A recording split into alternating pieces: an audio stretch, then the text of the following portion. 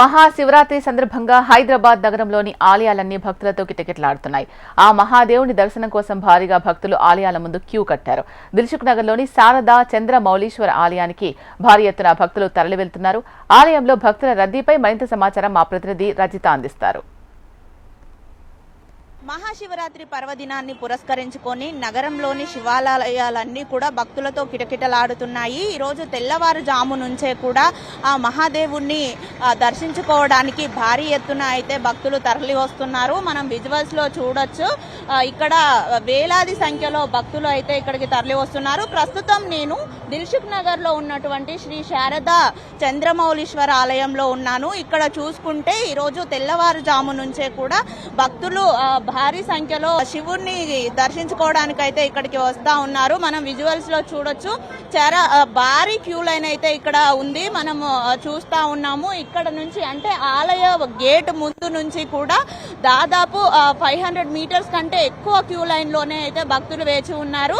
ఆ దేవుడి దర్శనార్థం కూడా ఈ రోజు ఉదయం నుంచే భక్తులు అయితే భారీ ఎత్తున ఇక్కడికి తరలి వస్తున్నారు. మహాశివరాత్రి అంటేనే ఎంతో గొప్ప పండుగ. అంటే భక్తులందరూ కూడా ఆ శివుణ్ణి శివ శివ అని వేడుకుంటే చాలు తమకున్న చింతలన్నీ బాపుతాడు అనే ఉద్దేశంతో కూడా ఈ శివరాత్రి మహాపర్వదినాన్న ఉదయాన్నే కూడా అందరూ తలస్నానాలు చేసుకొని ఎంతో పవిత్రంగా ఆ మహాదేవుని అయితే దర్శించుకోవడానికి ఇక్కడికి వస్తూ ఉంటారు.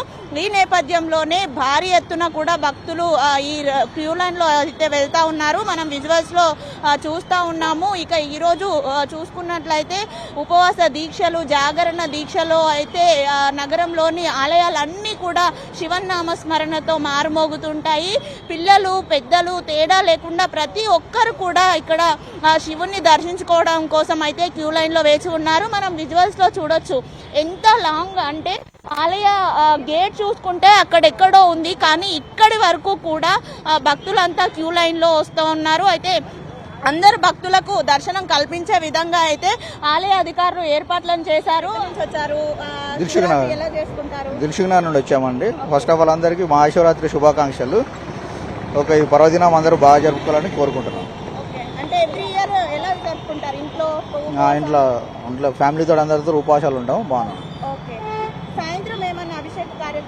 ఆల్రెడీ ఈ టెంపుల్ బాగుంటుంది. మనకి శివలింగాలు చాలా ఉన్నాయి కాబట్టి మనం ఇండివిజువల్గా చేసుకోవడానికి బాగుంటుంది.